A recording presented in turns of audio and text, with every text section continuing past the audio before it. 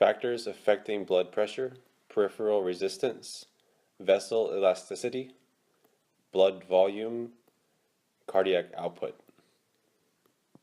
Goals of this video are to understand the factors that affect peripheral resistance and therefore blood pressure, and to understand how vessel elasticity, blood volume, and cardiac output affect blood pressure.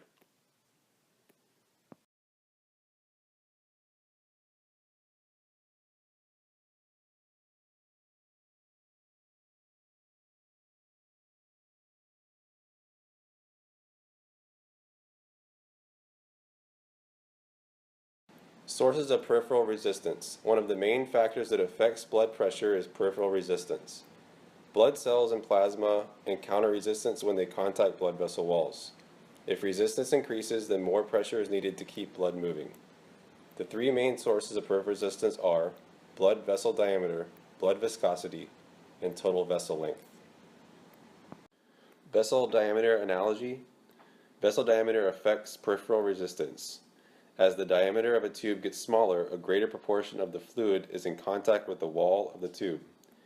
Therefore, resistance to flow is increased and pressure rises. Larger diameter, same volume, less pressure. Or smaller diameter, same volume, more pressure. As you can see, with the two different sized tubes, you can fit more blood in the larger sized tube and less blood in the smaller sized tube. Now, relating blood viscosity to factors affecting blood pressure. Blood viscosity affects peripheral resistance. Viscosity is related to the thickness of a fluid. The greater the viscosity, the less easily molecules slide past one another, and the more difficult it is to get the fluid moving and keep it moving. Because of this greater resistance to flow, a greater pressure is required to pump the same volume of viscous fluid. Next, we will be discussing blood vessel length. Total vessel length affects peripheral resistance. Increased fatty tissue requires more blood vessels to service it and adds to the total vessel length in the body. The longer the total vessel length, the greater the resistance encountered, and the greater the blood vessel pressure.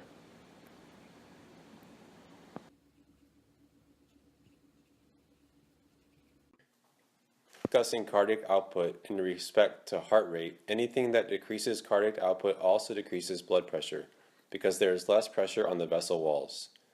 An increase in cardiac output results in an increase in blood pressure.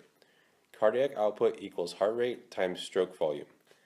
Anything that affects heart rate or stroke volume affects cardiac output and thus pressure.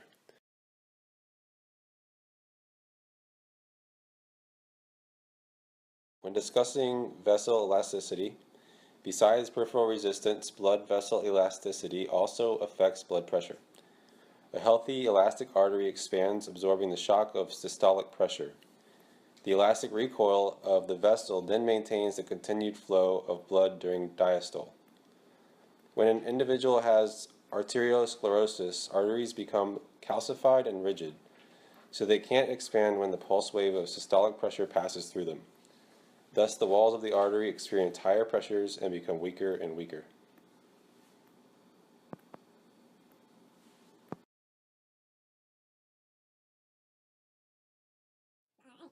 Now with regards to blood volume. Blood volume affects blood pressure. When there is a greater volume of fluid, more fluid presses against the walls of the arteries, resulting in a greater pressure. When there is less volume, there is less pressure.